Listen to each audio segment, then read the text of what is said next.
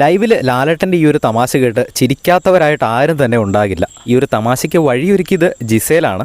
ജിസേലിനോട് വീടിനെ പറ്റിയുള്ള അഭിപ്രായം ചോദിച്ചു കഴിഞ്ഞ് ലാലേട്ടൻ ജിസേലിനോട് ഇരിക്കാൻ പറഞ്ഞു. ആ സമയത്ത് ജിസേൽ ലാലേട്ടനോടൊരു റിക്വസ്റ്റുമായി വന്നു. ലാലേട്ട, എനിക്ക് ചായ വേണം. അപ്പോൾ ലാലേട്ടൻ ഒന്ന് ഞെട്ടിയിട്ട് ഒന്ന് സൈഡിലേക്കൊക്കെ നോക്കിയിട്ട് ഞാൻ എന്നാൽ ഇപ്പോൾ പോയി എടുത്തുകൊണ്ട് വരട്ടെ എന്ന് ജിസേലിൻ്റെ അടുത്ത് ചോദിക്കുന്നു. അപ്പോൾ ജിസേൽ പറഞ്ഞു, അല്ല ലാലേട്ട, ഇപ്പോഴല്ല, രാവിലെ പാല് കിട്ടുമായിരുന്നെങ്കിൽ കൊള്ളായിരുന്നു ലാലേട്ട എന്ന് പറയുന്നു. അപ്പോൾ ലാലേട്ടൻ പറയുന്നുണ്ട്, ഞങ്ങളെ അടുത്ത സീസണിൽ തൊട്ടേ ഒരു പശുവിനെയും കൂടെ കയറ്റി വിടാം അങ്ങോട്ട്, എന്നിട്ട് നിങ്ങൾ രാവിലെ തന്നെ കറന്ന് കുടിച്ചോ. ഇത് കേട്ടിട്ട് അവിടെയുള്ള ചിരിക്കാത്തവരായിട്ട് ആരും തന്നെ ഇല്ല. അനുമോളൊക്കെ പൊട്ടിച്ചിരിക്കുകയാണ്.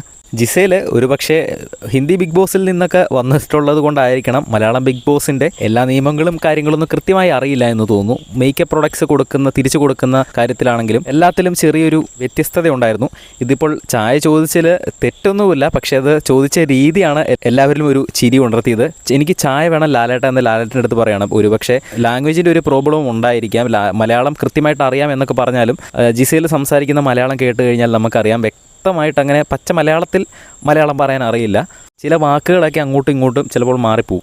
ഇത് ലാലേട്ടനോട് റിക്വസ്റ്റ് ചെയ്യുന്നതല്ല, ലാലേട്ടനോട് ആജ്ഞാപിക്കുന്ന രീതിയിലാണ് ചായ ചോദിച്ചത്. എനിക്ക് ചായ വേണം ലാലേട്ട എന്നാണ് പറഞ്ഞത്. രാവിലെ ചായ കുടിക്കുന്ന ഒരു ശീലമുണ്ട് ലാലേട്ട, രാവിലെ പാല് തരാൻ എന്തെങ്കിലും വഴിയുണ്ടോ എന്നൊക്കെ ചോദിച്ചാൽ ചിലപ്പോൾ ചായ കിട്ടിയേനെ.